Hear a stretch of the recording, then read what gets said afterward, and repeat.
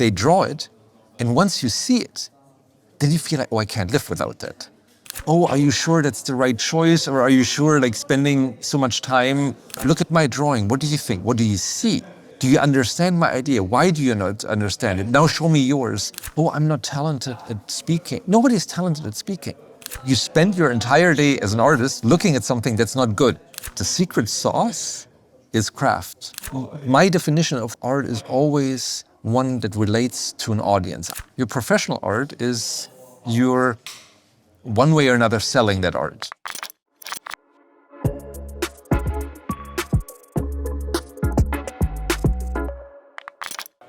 Hello everyone, it's Anatoly Popov, CEO of Cases and a host of this podcast. And I have a great honor and privilege to have today a conversation with Christoph Minh. Christoph, it's very nice to see you here. It's exciting to be here. It's a great honor. And we are recording this podcast as a backstage podcast for while we are having this amazing design conference in Lviv. And today we continuing to dive into that main topic of the conference, which is identities and finding your own voice in this world we are living in, which is rapidly changing and brings us a lot of things to think through and go through. And it changes us. And that's kind of a topic we are going to dive in today. I guess the best way to go through the topic of identity and finding some kind of your own voice is often just going through the personal stories, because I feel that every person who works in creative industries, works as an artist, illustrators, graphic designers, they don't simply bring graphic design to life. It's always a personal experience. It's your reflection of your personal way, of your, the path you've gone through. And that is why I always start with a conversation about your path to your profession, how you actually found it, how you firstly realized you wanted to be an artist, how this happened, what was this point in your life when you understood that that's something you want to do? It was pretty early, or let's say there was never really a question about it. It wasn't like a big moment where I said, oh, I want to be an artist. And especially there was not, oh, I could be a truck driver or a fireman or a doctor or an artist, and then I picked the last one. Yeah. From any time I can remember, I was drawing, and I think my parents did the one thing that parents can do to support an artistic endeavor: supply of pencils and paper. I think that's the only thing you can do. Any other push, at least I can say that for my children, doesn't work. So I think you can give a child a pencil and a paper and then let them do their thing. And I had the luck that my brother is 15 months older, so basically we grew up like twins, and we were always drawing. And there was always this competition of who's better at drawing knights and monsters and dinosaurs. Yeah. And for me, being a child, what I remember is like we played with bricks, we played with Legos, or we were drawing. And we were drawing afternoon after afternoon at my grandmother's house, at my parents' house. It was just sitting at tables and drawing for no purpose, maybe except for trying to prove your sibling that you can draw better than they. But it was just a part of it was just something that, and I think actually, and I don't say this with wrong humility, my brother was much more talented than I was. We looked at kids' drawings of the two of us, and he did some drawings that were outside the stereotype of a drawing of a 4-year-old. Because usually a 4-year-old, you draw the grass, you draw the sky, and then you draw the sun, and then you draw some stick figures or whatever. And he did some stuff that was like off and like interesting, artistically interesting for a child. Whereas I was like very much sticking with like the basics, how everybody drew. And then the only way I could win my battles is like I spent more time. I think I was more ambitious for a while than him. And that's how we do the battle. So he had more talent, but I had more stamina. Did your family supported your talent and your idea to become an artist, professional artist, go to They never questioned it, and they always supported it. And I studied graphic design, which is a little bit more, let's say, conservative. My brother then ended up going to film school. He does animation. And that was something where, in retrospect, I give my parents a lot of credit that they also had to take a year off after Germany, you had to do military or social service. So there was a break, and then he had to do another year to work on his movie to apply for art school. And my parents never said, "Oh, are you sure that's the right choice? Or are you sure spending so much time to apply to school where you don't even know whether you get in?" They never questioned it. And also for me, I never had this "Oh, don't you want to do something solid have an engineering degree or something" before. They always trusted us in doing our thing. And this is something I'm very thankful for, because I know it's not the rule. There's a lot of parents who would go, "Oh, an artistic career is too crazy, don't do that." It often happens other ways. So Yes, yeah. Often people just tell you that artist is not a real career, and you cannot gain real money here, and it's unsustainable, and you cannot do the good career in this field. And I guess, yes, family support is a very important part here, but also it's also very much interesting that, in Ukraine, I guess, we have amazing artists here, and we have some very great colleges to study art. But within the last 30 years, I guess, it's very much complicated for artists to actually, develop some great career. What was your past, and what's your opinion on the way education you've got, your diplomas helped you, or maybe the process itself? So for many people here, it's often because of, the overall landscape of post-Soviet education, which is very formal, and sometimes it doesn't have, proper infrastructure or maybe even vision on how to develop one's career. What was your experience in education? Did it help you to somehow understand better what are you going to do? Because one thing is to understand you want to be an artist, right? Yeah. Otherwise, has absolutely nothing to do with actually becoming an artist or working as an artist. Totally different things. Yeah. So did education actually invested in your perception of the career, or of your understanding what to do with a career?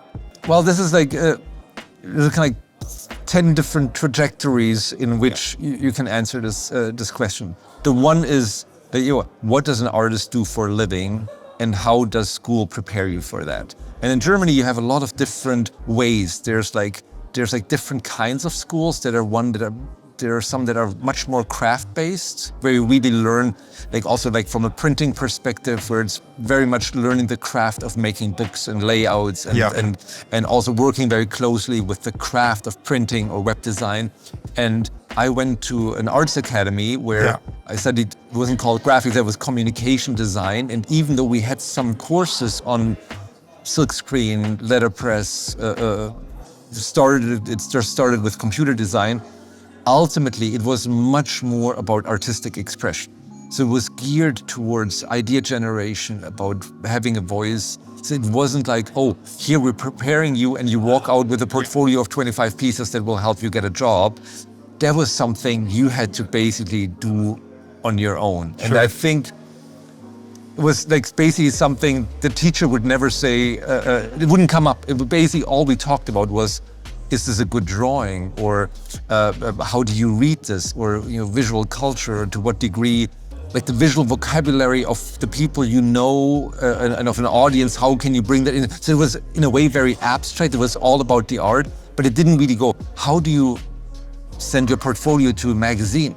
How do you write your CV? Yeah. How do you negotiate for a fee or even a contract, the whole legal implication? I mean, this is something that has a lot to do with your work as a designer, especially when you're a freelancer. You have to do all that stuff. There was absolutely zero of that. And so as far as that goes, I would say the preparation was very bad. Yeah. The preparation was really good in terms of in terms of art.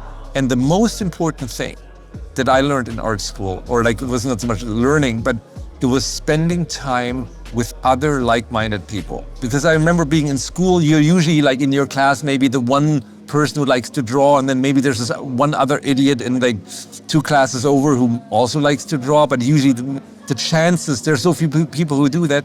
And so for the first time at the Academy, there's like 10 people who really want to have a similar mindset. They also spent their childhood and their youth drawing.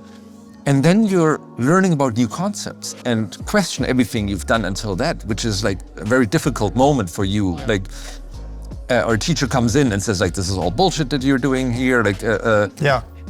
And then sitting there with other people at your age and going like, what the hell are we doing here? Look at my drawing. What do you think? What do you see? Do you understand my idea? Why do you not understand it? Now show me yours. And maybe most importantly, you hear other people discussing things, maybe in an angle that you've never heard. So this exposure to other people who take this idea of art seriously is the greatest gift of art school. And it's something I discuss with every teacher I talk to, with every student, that students often, because artists sometimes are shy, they want to like work at home and then only come into school for the criticism. And I was like, spend time in school. The gift of sitting at a desk while somebody else is sitting across from you and you see what they're doing and you're discussing it. This is really the magic of art school. And something that I need every day is, I think art has a quality that's there or not. This is absolutely no question. Okay, You cannot bullshit your way into selling your art. This doesn't work. However, you need to have a verbal skill to discuss your work. Because if you're a client and I show you a drawing, you might like it. There's a good chance that you say, oh, this is nice. But then you, as a client, will take my drawing and you will bring it to your colleagues or to your boss. And when I am able to give you a good verbal framework for what I thought, then you can take An idea, you can take the words to then express that to the people when I'm not in the room anymore. And this is usually how ideas die. It's like usually you have the presentation, people go, oh, we love it. And then they come back 3 days later and go like, there was an internal meeting and there were some doubts and we're just like, and you just know, oh, if you could have been there. And this is something that I never learned in school, but that I learned after a while, that it's helpful to it's almost like you're sending your kid to school and you give them a little lunch package. Yeah. And the lunch package is like an explanation of what you're doing because they need that when you're not there anymore. But this talking about art, discussing why does something work or not, nobody knows this. People all go to, oh, I'm not talented at speaking. Nobody's talented at speaking. This is something you develop when you speak about art. Where do you learn to speak about art? In art school.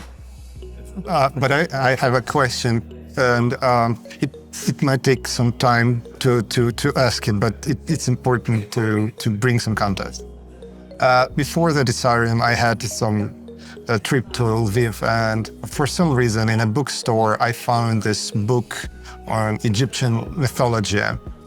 And I found out that in Egypt, they had this designer god or god designer named Ptah. Yeah. I didn't know he was a designer god, but this is like... Yeah, well, they call it... No, I'll take it.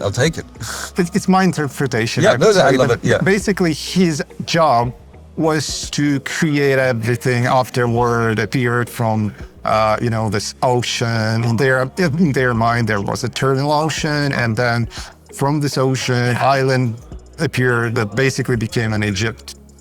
And so this god, Ptah, his work was to develop everything in this world. So he was a first Egyptian designer god. I'm an educator in design field, so I have a lot of students, and it's always complicated to explain to ones how design works. Definitely you have some tools, concepts, some craftsmanship, but there was always this feeling, that there is something else. And in this book, I actually found an interesting explanation I was looking for, I guess, my entire life. So Ptah, as a god, designer god, he had these 3 components through which he created things around himself. So first component was word, basically an idea. something you have in your mind and you just want to do that. So it all starts with this word. Then you have this craftsmanship. So you need to know how materials work, how to do stuff, how to create glass out of sand, etc. And there was this third component I was looking for, and I never understood how to explain this. So third component of this triad was magic. So basically, you need magic to do stuff. And I guess there are a lot of people who call themselves designers and who call themselves illustrators, artists, etc. But in some works, you do see this magic, and in some you don't. And I was, when I was looking at your portfolio, it's not I'm trying to be polite or say just nice things to you. I just felt that there is a kind of this magic here, and I just wanted to understand better how this works in your work. How do you find these ideas, and how is there this insight moment when you just think I would do that, and then it comes from cosmos? I don't know how this works. Why your works are the way they are. Well, first of all, thank you. I just take it as a compliment, and I'll thank you for it. I think there's two kinds of magic that are happening in art. And the magic that you're describing, I absolutely think exists. But I think there's a confusion, which is also a confusion that's the basis for the greatest frustration within artists, is that why do you become an artist? You see something that touches your heart, that you feel like it explains something. It makes a connection that you haven't had before. It changes your opinion, or it just inspires you. You walk by, whether it's a painting. I think usually it works the strongest with music, where you feel like music explains the world to you, and you can't even, it's just sound waves, and somehow it just works, yeah. And it's just you feel you always knew it, and now somebody expressed it. So there's this magic. And then you say, oh, I want to do that, and you become an artist. And you want to I want to create that thing that created a spark in me. And the problem is the experience of art and the creation of art are completely different things. And if you go to a ballet and the ballerina goes across the stage like a snowflake, sure, you feel, oh, she feels like a snowflake. No, she was in a gym and she was working her ass off, and maybe at this point, maybe her toes hurt and she's really afraid that she might miss the turn, or not afraid or so. And for her, it's work. It might be exciting work. It might be focused work. Yes. I hope she doesn't hate her job. And really with music, it might be a different thing where you might have to feel. I think music is not like art, but in art, I just move little lines across a piece of paper. And then I redraw it with half a point less. And then I add half a point more magenta. And then I let it sit for a day. And I realize, oh, maybe I have to move the whole thing 2 inches, and I have to draw a little rabbit on the lower left because the story entrance wasn't quite working with a dog, and a rabbit might be... So it's this little extremely unsexy decision. And the whole point is to make it look at the end like it was obvious, and that it feels fluid for the person who looks at it. And it's easy to describe that with suffering and say, oh, it was so difficult. And it is difficult because, of course, you spend your entire day as an artist looking at something that's not good. And so there is a frustration in there. And this is really where I'm coming, I think, maybe to the magic thing. I don't believe in talent in a sense that you have a God-given ability to draw, because that talent is it doesn't give, if you're talented as a 5-year-old, it's used up when you're 6. So nobody is so good that they become a talented artist without practice. And there's one talent that I actually think is true, and this I actually think has a lot to do with magic, is that you've seen art that you love so much that inside you're like Captain Ahab with Moby Dick. You want to have it, and everybody else keeps giving up, and you just sit there and you move it around one more time, and everybody else at this time would have gone home, or they would have just, it was too frustrating and they would have stopped. And you just do another round and another round and another round and another round, and you keep making it smoother, and you make it softer, and you make the drawing one more time. And at the end, it might look like magic because you didn't give up. And you were immune to frustration. There was a naive excitement about creating this that made you ignore the fact that it's actually a very frustrating process. And I really think that this is something that we see in art, that there was something in there that maybe we wouldn't have done, or that somebody went a long way to make something at the end very effortless. And so the bad news is there is no magic, in a sense that I feel inspired and then I have a great day, and with one brushstroke, like a beautiful work appears. The good thing is that it's actually very doable and very repeatable. It's just very unsexy. It just takes a very long time. Well, I haven't meant that magic does it all. No, but I think it's really like so what I meant to say is really like the difference between. Yeah, sure.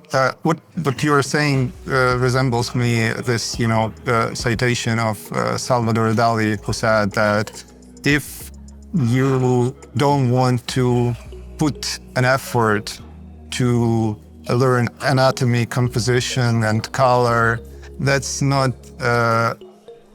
It's not a sign of your genius. It's a sign of laziness. Yeah. So yeah, definitely to go all the way, you need to put so much effort to actually understand the principles and to master the technique. But still, I felt like you actually very much in love with an art.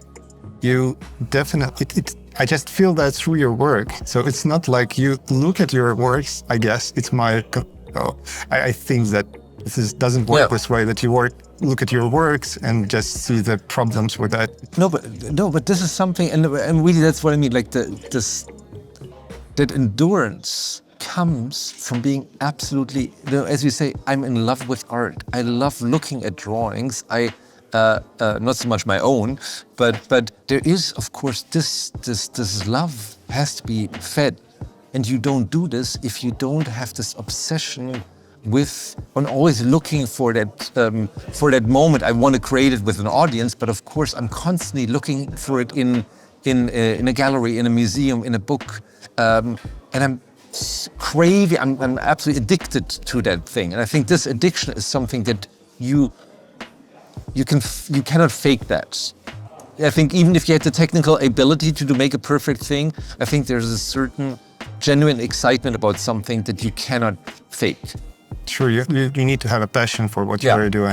And basically that's, you said the same thing yesterday on the lecture. You said that you need to like what work you do so people would like also, something like that, you said. Well, yeah, I think the difficult part is that your artistic career starts because you're excited about art, about creating something. And your professional art is you're one way or another selling that art. Sure.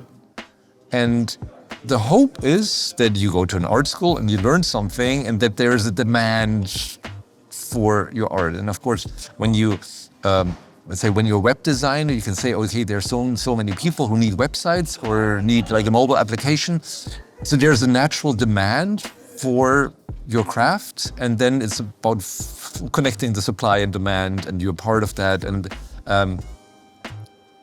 it only works to a certain extent, because with art, with illustration, often there is no natural demand for what you do. Nobody asked for David Hockney or for Chris Ware or for Georgia O'Keeffe. Nobody was saying like, oh, I wish we need one more drawing of a sunset with a palm tree to the left. It was more like that they draw it, and once you see it, then you feel like, oh, I can't live without that. And this is a very difficult thing that you cannot, and I think it would be ill-advised, especially for an art student, to say, oh, I'm looking very diligently at what people want, and then I'm trying to do something for hoping to meet that demand. So somehow it has to be a magic connection of what you can do and what people want, and this changes all the time. But it sometimes also means that you have to let go of things that you always felt, oh, I always loved a certain aspect of my work. It might be something that you enjoy, but there's no takers for it. Sure. I guess many artists know that situation very, very well. I wanted to talk a bit about your own voice, because I guess saying about magic, finding your voice is something I would say magical. There is a craftsmanship, of course. So I guess most of professional illustrators, if you would say, please draw me a cup or an apple or a portrait of a person, most of them are capable to do that in a kind of an academic fashion. So they can do that and it would look professionally. You will see the shadows and everything here in a proper place. But I guess the difference between just craftsmanship and an art is that art has this, unique way of saying things through the visual language. It's maybe a very much complicated thing for a person, for a creative professional, for an artist to actually find your own voice and to understand your own voice and to it's like a schizophrenia. You have so many voices in your head when you are developing your career, and some of them are critical and some of them say it's not good, etc. How to find, I wouldn't say how to find, right? So no one knows. But how did you find your own voice? When was this point when you understand this is something mine? This is the way I do this. Do you remember how this happened? I definitely remember that in art school, we were drilled by our professor to not be vain, to not think of ourselves as artists who express themselves through our work, but to really say we do a service. We are being confronted with a visual problem that we find a solution for. And you use your skill, your craft, your experience to make the best possible solution for a magazine cover, for an advertising, for something. And this is something I absolutely accepted as this is the truth. As a designer, you are a technical problem solver. Sure. And you are the drawing might look artistic, but the advantage of that is it makes you immune that a criticism of your art is not a criticism of your being, of your worth. Of course, it still hurts, but of course you put a little bit of a security blanket in there.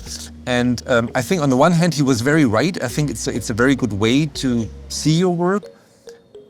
Ultimately, I think, and this has been a few years ago, I think the world has changed, and I think you don't really have that luxury anymore to not have a voice and to not put something of yourself into a work. There was a time where I think a certain media was like one sender and a million recipients, so you can do something very objective and like a grand, cold idea in a way. And I think now we have you need to have Instagram right now. So in a way, you have to present yourself as something a little bit more than just a series of drawings. And this is a smart idea for project A, and this is another smart idea for project B. It's not enough. The one thing I see this, and I really don't want to make this sound cynical. I think the best way to see this is you are like Madonna. Madonna is not Madonna. Madonna is what's her name's Maria Ciccione, who's a woman who kind of goes to bed and probably has a cold and has oatmeal for breakfast. But when she goes on stage, she has the same physical appearance as that lady.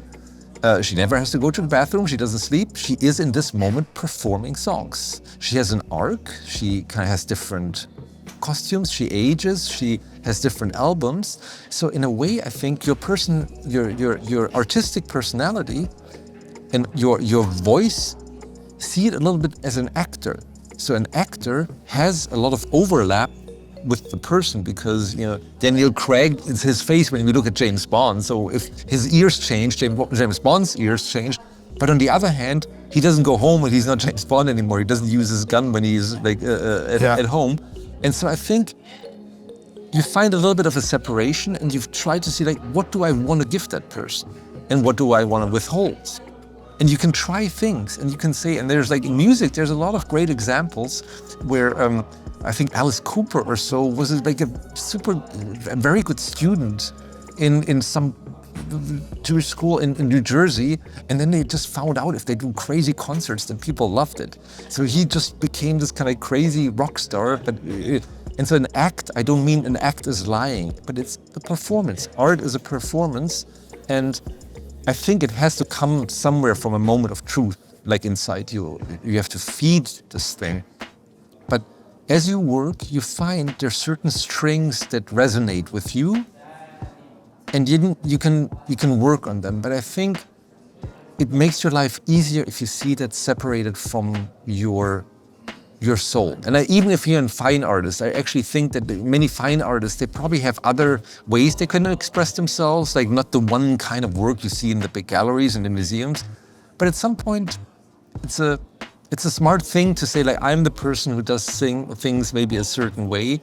And I think it's good for your sanity if you feel there's still something separate for that, and to just say, I'm just creating work, and I might have multiple voices, but seeing it as something a little bit of something separate from your soul. Because I think if you're looking for your graphic voice just out of you and really constantly think, oh, is this me?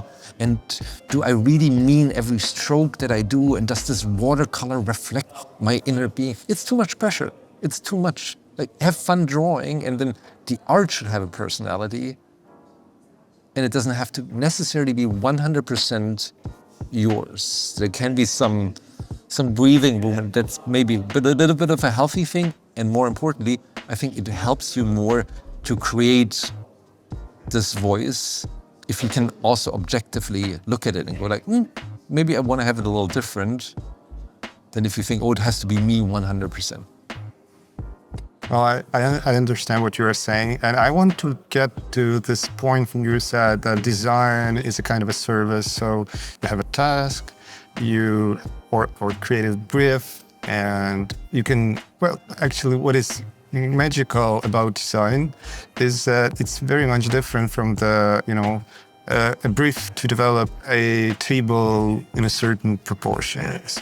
It's often you have this task to develop a logo. And unlike math, there is no one single solution for that. There is hundreds of solutions, maybe thousands, millions, I don't know, as many as artists in the world, and all the tricks they have for that. So I remember I've had this conversation with Stefan Sagmeister, and he has this book, Beauty, and he recalls that there was a time in history when people concentrated on this, task being done without putting a beauty in that. And he said that he just hates this part. Yeah. And actually, we had a number of lectures of different Ukrainian designers on this conference, and they constantly say basically similar thing, that considering design or illustration simply a way to make things done, simply as a service, just doesn't feel enough. It just feels like this is kind of the wrong answer. You need to put something else here, because without this something additional to that, it just lacks its own character. It just lacks personality. I don't know. What's your take on that? Well, first of all, I think, of course, it's a matter of privilege. If you can afford, or if you're lucky enough to really lucky enough to be in a place where you can choose, or where you're being given jobs or assignments, or express yourself through art that you can make a living off, where you create something bigger. This is great. And I think there's absolutely nothing wrong if you have a job where you create like a service, like a good crafted service. This is a fantastic, very difficult, extremely honorable and enviable profession. So I think there's not necessarily a difference in quality that you say, oh, you have the free artist who's like a great creative being, and then you have the service artist who's like a lower version of that. So I really think they're separate elements. And of course, I understand that if you constantly work on the pressure of like, oh, this is like, somebody measures your web design just by clicks, and you feel, okay, it should be a little about more than that. This is extremely frustrating. But there's something that actually Stefan once told me, because he worked, of course, with the greatest musicians in the world. Yes. And he once told me that every single musician he had met was an absolutely incredible pro. They were so good with their instruments. They knew, like, when they would go to the studio, I hope I remember this correctly, but that basically, play it one more time, like 3 beats slower, they can totally do it on command 5 times over. And this is something I experience with my art all the time, that even in a personal project, no client, no deadline, it's just like a very open thing. You have these moments where, when you work with analog materials, like all of a sudden your paper has a certain wetness and you have to make a certain stroke where the ink bleeds in a certain way. And it doesn't work, you have to repeat it. So you have to find a way to control something spontaneous. And or you do a drawing, which is probably even more difficult. You have a drawing, a gestural drawing, and 2/3 of the drawing is done, and you feel that there's a certain dynamic in the drawing. And then it's like a football game. You're up 2-0, and it's like 10 minutes left to play. If you're starting to be too careful and you just go on the defense, you lose the game. So you have to stay loose, and you have to play with risk. And the only way you can do this is with an insane amount of practice. It's like a mix of like incredible concentration and precision and looseness. This is craft. So in a moment of creating a piece of work that maybe people would look and say, oh, this is a very artistic work of yours, there are constantly, and I would say actually the majority of times, you are required to be an extremely good craftsman. So you need to tap in exactly the qualities that would make you probably a fantastic web designer, or make you good in a very dry, analytical, and I've worked with Stefan, for example, for a couple of times, and he's like one of the most creative people like around. He is a scarily precise art director. He finds like a laser beam the one weak spot in your concept. And so I absolutely understand that we want to express ourselves artistically and freely, and we want to have like creative space to breathe. But I think the secret sauce is craft, no matter what your assignment is. And this is something I also talked about yesterday. A lot of these decisions are also tough decisions. Are very, like, you sit in a meeting and it's like, okay, I'm gonna fire this person, I'm gonna hire this person, because there's something you worked on for a week, and then you basically have to throw it in the bin. And this doesn't feel like a happy, flowery, pink, cloudy, puffy world. This is like, you feel like you're in the toughest business meeting in your life if you're negotiating where to go next with your drawing. So these worlds are very, very close. I guess a lot of people, when they think of becoming an artist or a graphic designer, or someone who works with digital, they often expect that the work in this field is very much similar to the way you would work with such projects at home, when you can invest like hours and maybe days looking for ideas. And the real world work with an art is very much different. I recall this situation you've described in a lecture when you needed to create project in 45 minutes or so. and it's often a work under the pressure of time mostly. Maybe the question I want to ask is, what are additional skills people should develop to gain success? So craftsmanship is definitely something I am very much aligned with you. It's something very much important. And yes, many people just don't, they feel like I've done like 10 takes. I just don't want to do this anymore. It's good enough, etc. So yeah, it's those who can go this extra mile again and again and again. Those people just have better ways to develop great skill. But it's not enough, right? That's just it's definitely not enough. And the secret is always time, because I think there's the aspect of input. You have to expose yourself to ideas that go beyond your field of expertise. So I think if you're a web designer and you only read books about web design, this is too little. You need to, even like the most technical piece of design, you're working on part of visual culture, and visual culture is much broader than that little sliver that is your assignment. So you have to read books, you have to watch television, you have to go to museums, you have to walk around and look at the forest, and not so much necessarily that it fills you with ideas and new ideas, but it brings you in sync with your audience. Because my definition of art is always one that relates to an audience. There's like some few pieces that I really do more or less for myself, and then basically an audience can come by and say I like it or I don't. But most of my work I do for an audience, and for that I need to have the empathy, the emotional and cultural empathy with the audience. And for that I have to have a lot of exposure to the same things that the audience has a lot of exposure. And this takes time. Yeah, it takes time to read and look and watch. And then you have to do the craft, the practice, which is just like playing the piano. Just like it takes time. But then, and this is, I think, it's another level of craft that's not as kind of precise, is you have to spend a lot of time to just goof around, to do things that you throw out, that you deliberately ruin, just to learn what it feels like to kind of cause a crash. So essentially, like take a car and run it into a concrete wall just to see how far you can go, or what it feels like to break something.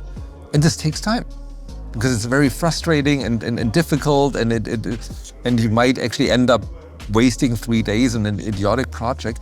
And so I think these three things is the reason why also art or design is different from other projects, because you cannot count the hours. You can't say, oh, I did 3.5 hours today, I need like 5.5 and then I'm done. There's often some Saturday or a number of Saturdays that I spent in the studio where I felt it was the most unproductive time ever. And then 4 years later, I draw on that experience. And I know that this was actually the most important time. But of course, 95% of this time is just a quote unquote waste. Like it never led to anything. And I think that the very, very important part is having this time where you don't even think about what you do. There's no, like basically purposeless work is something that has to feed your purposeful work. It's like the thing that you draw on. And I think you can only do something in 45 minutes if you gave yourself 45 days to just goof around, to basically fill your brain and your hands with an energy, or also with an instinct to then make a decision. Yeah. When we started an interview with Stefan, I asked him to give his definition on what is design. Yeah. And he said, this is a very bad question. I don't like it. And then I explained that, for Ukrainians, design is a word that originated from another language. And that is why we have a lot of different interpretations of that. And because of that, it's often nice to have some basis, just to have a common language, to speak of design the same way, so we would understand it it's similarly. So he said then, okay, that makes sense. And he said that design is a visual language. It's a language through which we communicate. So basically what you've said feels like to say something, to express something through this visual language, you need to basically have ideas you want to express. Otherwise, you don't have anything to talk about. No, not necessarily. If I design a UX design for an airport, I don't have to have an idea. The idea is like, how do people find the gate or the bathroom? And then I might have to have a visual idea. What colors do I pick? But I think you can solve something like this with a very technical, approach. So it's not like, oh, I have to find my inner emotional relation to an airport bathroom. I think you can really say, what's the problem? What distance do I have to be? So I think there's a wide range of that. Yeah, but once again, I'm sorry, I'm No, this is good. But he said in the same book that I guess it. Yeah. He said it in the beauty book that the example you've mentioned is an airport. So LaGuardia actually solved the UX problem, right? So people knew where to go, etc. But he said that LaGuardia is one of the ugliest places in the world. No, but this is of course then another level, and this is true that just because it works it doesn't mean that it's the best design. And I think this is a very, very important and interesting question that we have to ask ourselves, what else can design do? So of course, if I'm a designer and I have the assignment to create airport UX design and people find the bathrooms and the gates, and I can say, oh, I did my job. But I think this is very interesting when we talk about, like, something came up yesterday, building a creative industry in a country.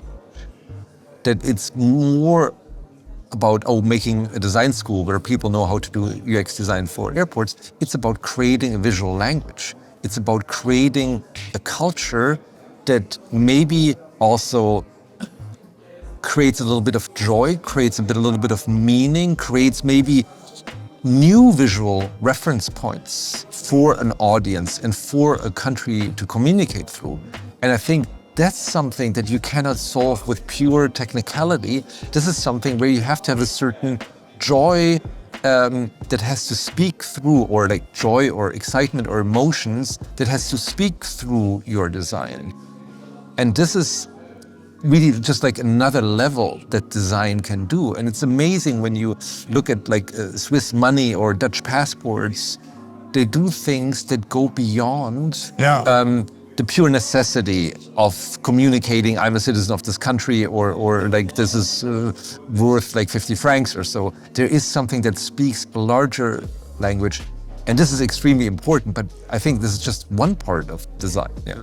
And not every assignment can really go to that level, but I think as an attitude, it's so important to have that also for your sanity. Sure.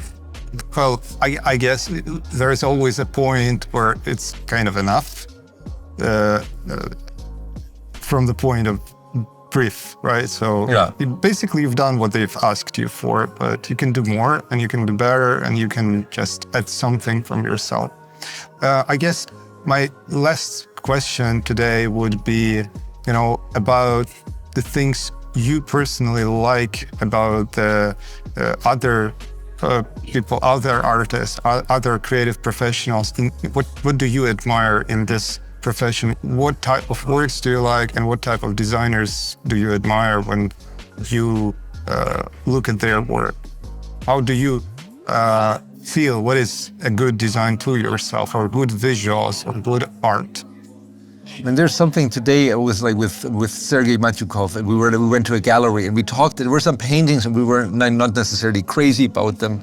And we talked about like what's this instinct when you said this is something I like or that I don't like.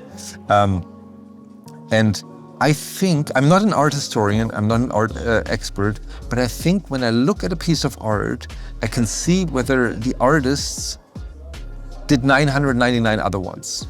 And whether this is just like the tip of the iceberg of what somebody did.